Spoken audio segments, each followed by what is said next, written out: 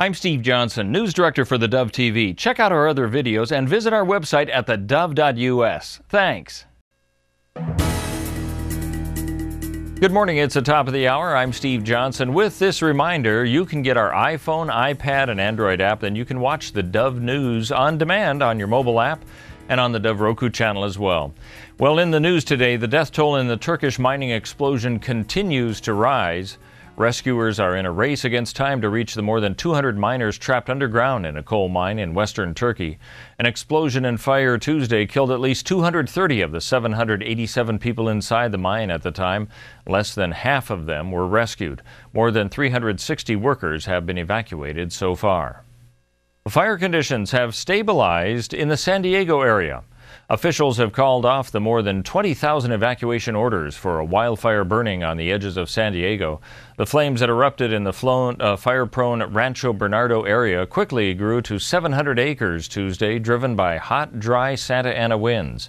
Those winds have now died down and the threat has eased. No damaged homes have been reported. Though Oregon's unemployment rate remains the same for April, 6,100 jobs were added as the state's payroll grows now at a higher rate than the national average. State economist Nick Bilachek says the reason the unemployment rate is holding is because the labor force is shrinking, due in part to retiring baby boomers. During that time, we saw an increase in the labor force. Now, the labor force dropped a little bit in April, but I think enough was built up over the past few months to carry it through April's figures. Now, the number of unemployed has fallen, and the U6 rate that factors in those working part-time because of economic reasons has gone down as well. The ballots are coming in and the equipment being tested for the upcoming Oregon election. County clerks across the state are gearing up for the next Tuesday election deadline. Sorting equipment is being prepared, and those working with the ballots are being trained for the statewide event. In Jackson County, Clerk Chris Walker says she thinks some ballot measures and candidate choices will result in a higher turnout. I think we're completely on par with previous primary elections, actually maybe even a little bit ahead. I expect a higher turnout in this election than what we've had in our last two primary elections. Walker says in the previous election, voter turnout was 37%, but several hot-button items, including a possible ban on GMO crops, could result in a higher turnout.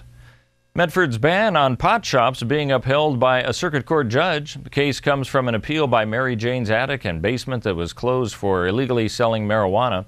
And the move could put Oregon's medical marijuana laws to the test because federal law does not acknowledge medical marijuana legalization.